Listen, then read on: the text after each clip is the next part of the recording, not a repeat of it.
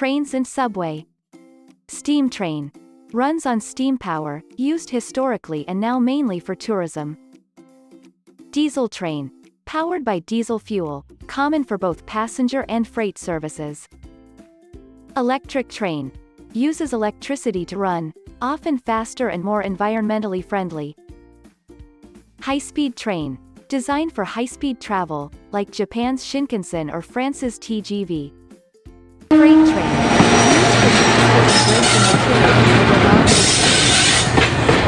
Freight train. Used for transporting goods and materials over long distances. Monorail. A type of train that runs on a single track, often used in urban areas. Maglev train. Uses magnetic levitation for a smooth and fast ride, like the Shanghai Maglev. Subway cars. The vehicles that carry passengers, usually electrically powered. Subway stations. The places where passengers get on and off the subway. Subway tracks. The rails on which the subway cars run. Subway map.